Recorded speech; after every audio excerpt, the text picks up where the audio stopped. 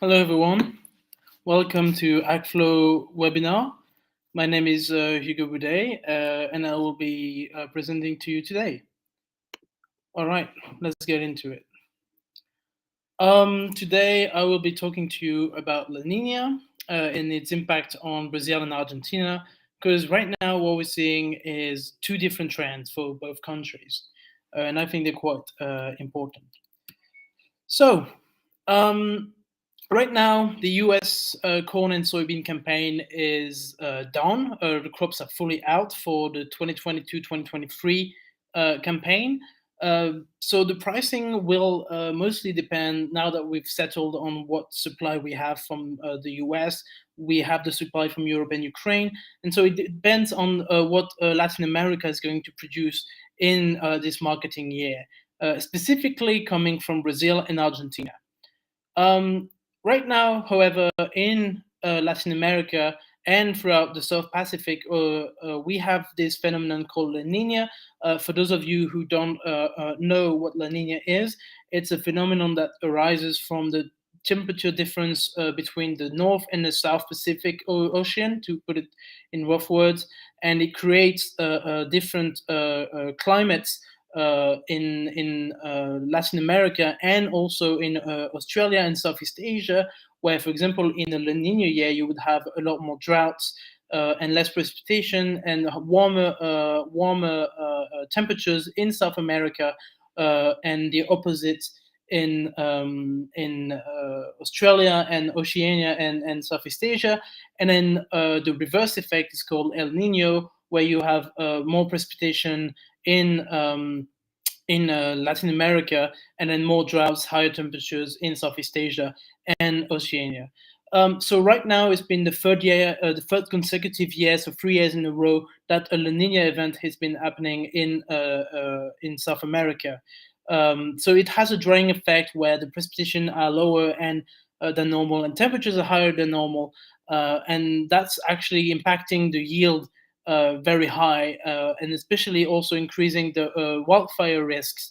Um, so in 2020 and 2021, so the past 2 years, both Brazil and Argentina faced really tough droughts with very high temperatures. But in 2022, we have a different schema where Brazil is having lower temperatures, wetter conditions, so they have more rain, more soil moistures, and then Argentina is actually facing already scorching heat and little to no rainfall. We've seen a bit of rainfall coming in recently, but it's been very lackluster and very under the normal. So this is creating two different trends for those countries, even though they are in a sense neighboring. But when we take the scale of things, we're talking about thousands of kilometers.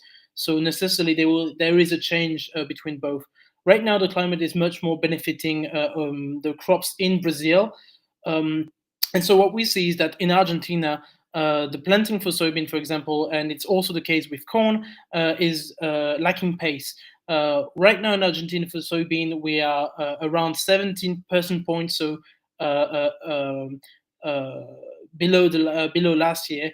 And then that is being offset by the fact that they are planting more soybeans, so they've increased the planting area.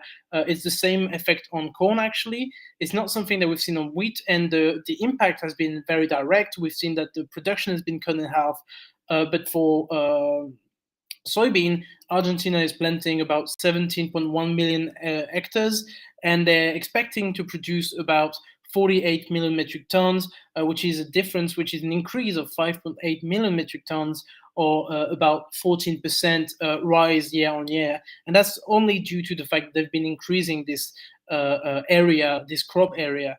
Um, Brazil, on the other hand, is facing, as I said, very good conditions, and right now we are on par for having a record year for soybean, at least from the predictions. And so far, the conditions have been so good that there is no doubts, there is no wondering about whether or not it will achieve. So far, so good. Um, Also, the same for corn. Brazil is planting its first corn crop. However, what matters for Brazil is the second crop, which is the export crop. It's called the safrina crop, for those of you who might not know. And it's most significant on the global markets because it's the export crop and it's the one that will be playing on the global supply availability. But by then, the conditions might change, so it's still difficult to know the impact that it will have on corn. So right now, what we see is that overall, all productions in Argentina across all crops are being decreased or have decreased from the initial expectations, and with corn and soybean areas growing, we actually see that the yield decreasing is being compensated by the higher area, and therefore the production is increasing year on year. Thanks to that, it's a technique that we've seen in Brazil in the past years as well, which has been proving good because they also have a lot of more territory available for that. So right now, as I was saying, Brazil is set for record season. If the temperatures and the moisture remains the same, there's been some flooding in Brazil recently, but nothing too major to impact the production results. However, and that's something I will mention a bit later when we're going to talk about our network, is that meteorologists are seeing a La Nina effect to switch to an El Nino effect. And that could have some impact for Brazil because they already have a lot of soil moisture, and that could have a negative impact on Brazil, perhaps. But sadly, I believe not an actual good impact for Argentina, as by then the crops will be already well developed, and I don't think it's going to be helping them boost too much the production. Maybe a slight boost, but we'll have to wait and see for that. Right now, what I want to show you is what we have in terms of data, and I want to show you prices first. So this is prices, dashboard prices for today. So the first one I want to mention is the Argentina, Brazil, and US corn. So I decided to compare Argentina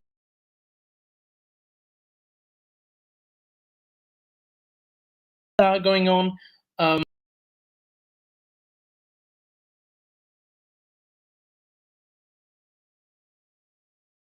Oh, and it seems I'm back. Sorry for that, everyone.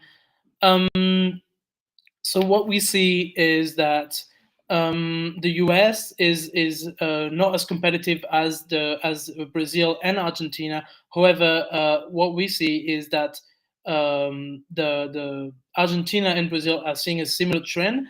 Although Brazil has had a very large dip in prices recently, probably due to the good conditions that they've had.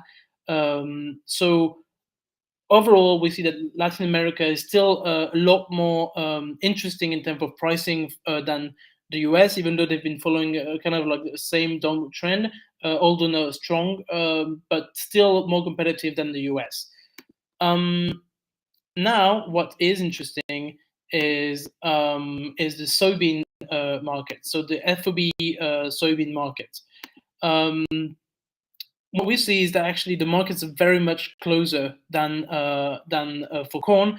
We don't see that spread that we see with the US, and prices are very much closer. So if I zoom in a little bit on that, so let's just go till end of December, and let's take from September onwards. Right. So now we see a bit more of a spread because we've zoomed in a little, but it's still very small compared to what we see with corn. Overall, what we understand from that is that the market is very competitive at the moment. It's very difficult for any product to really have a real impact. And what we've seen is that the market is not really pricing the high production from Brazil just yet, and it's not also pricing the politics that have been put in place in Argentina for cheaper byproducts, so soybean meal and soybean oil. So right now, a very competitive market for the US, specifically because the crops from Argentina and Brazil are not out yet. And we'll have to monitor this situation in the coming months. And as the production rolls out for Brazil and Argentina in end of Q1, Q2 2023. The other thing I wanted to have a look at is the Argentina soybeans market. So, specifically when we talk about Argentina, we know that we talk about byproducts such as soybean meal and soybean oil. Um, and I wanted to talk a little bit about that. So first of all, I'm just gonna show you soybean oil. So let me just, there you go, have this. So what we see with soybean oil is that overall, it's a kind of a similar trend that we've been seeing in the US as well. Is that soybean oil has been more available, and that's actually part of what I was mentioning in the previous week, where the oilseed and veg oils market has been overall a lot more available in this new 2022-2023 season, where a lot, the production from Canada, the rapeseed Canada, has been helping the market pressure with a downward pressure in terms of prices. The palm oil market as well, Malaysia replenishing its stock.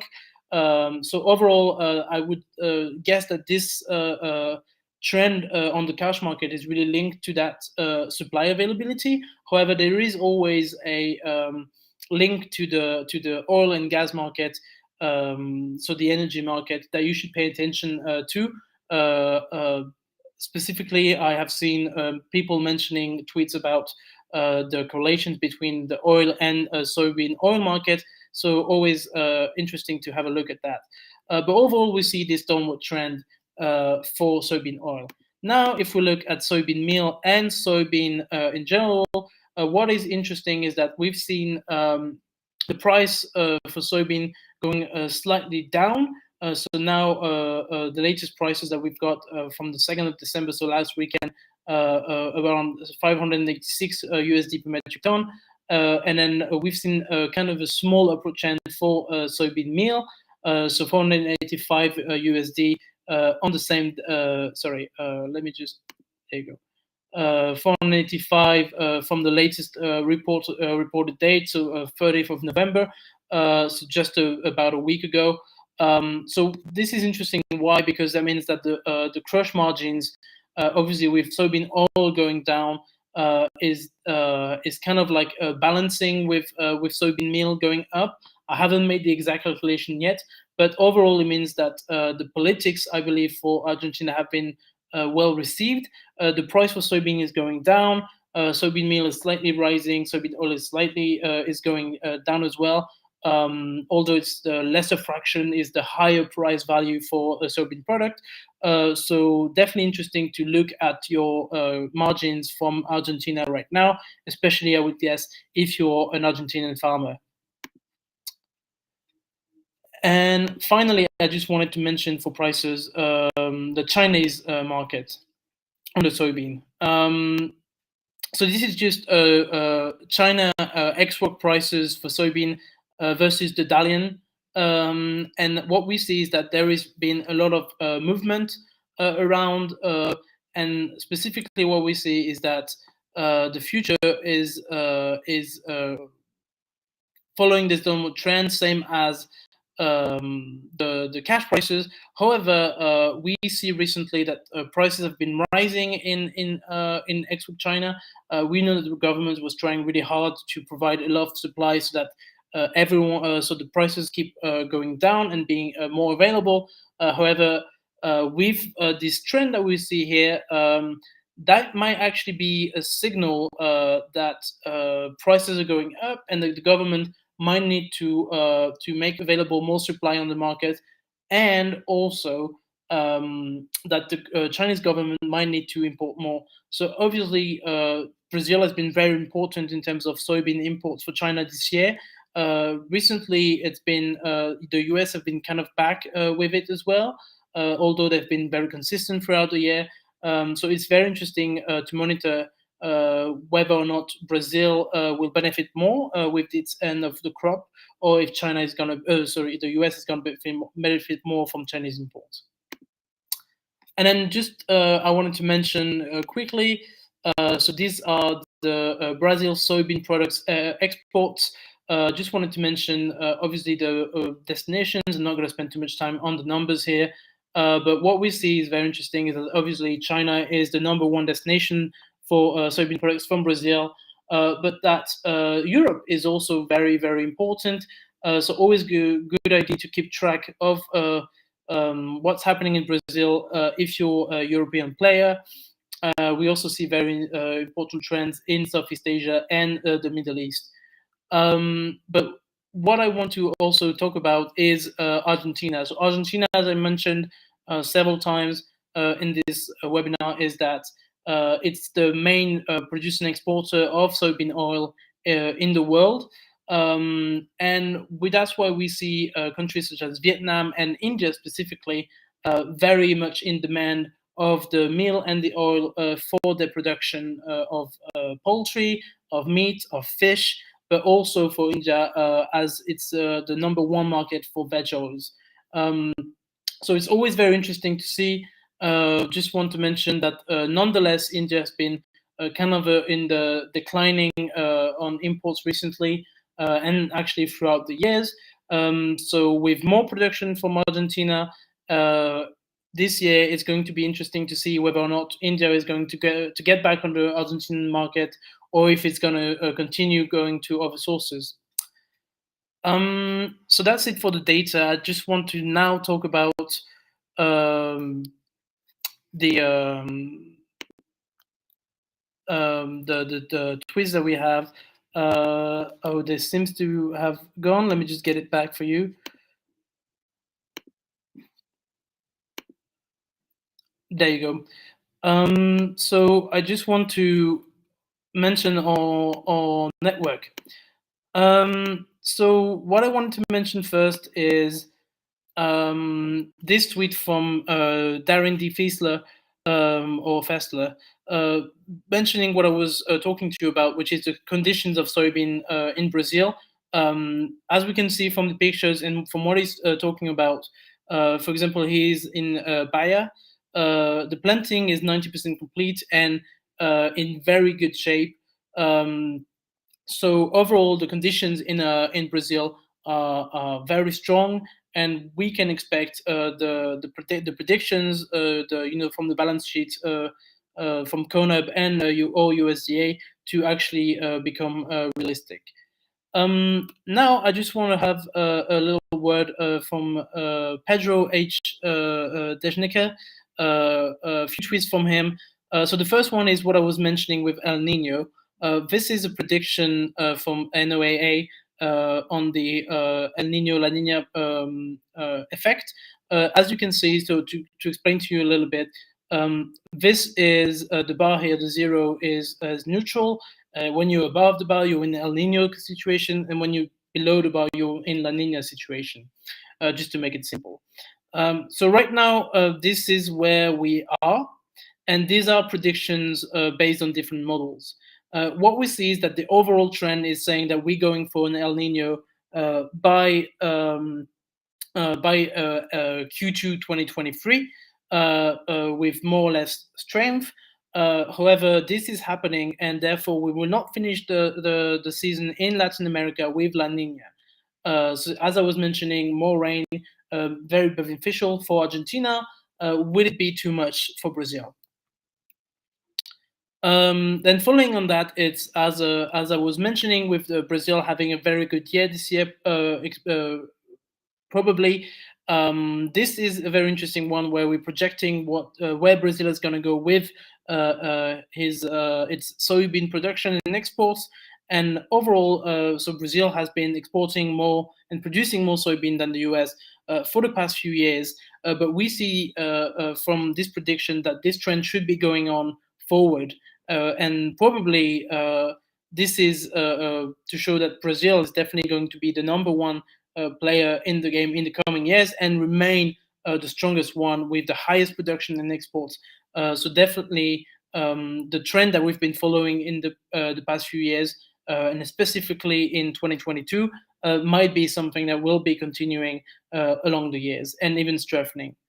And now that's for corn. Actually, for corn, the US remains still very strong in terms of production and exports. However, Brazil, according to these predictions, are expected to overcome the US by 2025. This is something that, as I was mentioning before, the US right now is struggling with its main import market, which is Mexico. Mexico is banning GMO corn, and that will definitely have an impact, a major impact on US corn exports, whereas Brazil is saying more and more demand from its production, and also because it's being more and more reliable on its production every single year. So it's very interesting to see that overall Brazil will definitely become by 2025.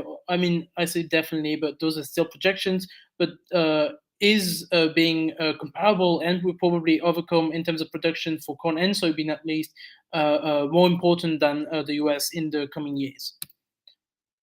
Now another commentary that was very interesting to me. So we know that in terms of Black Sea, the Russians were benefiting from a strong partnership with China, especially when China was buying discounted gas and oil from Russia, and in exchange, Russia was able to export some of its productions towards China by trains, but also by vessels, by boat. Um, and we see right now that from this news that China is refusing to recognize insurance documents on Russian ships, which is a very big deal. That means that at least the ocean way for Russian exports to China is seeing some difficulties. Perhaps it's an effort for China to try and reinforce, its imports. As we've seen, China has been giving more ways for Australia to exporting towards China, and it's probably a way for China to kind of showing the world in a political way that it's trying to secure its imports rather than its political alliances. So that's it for today, guys.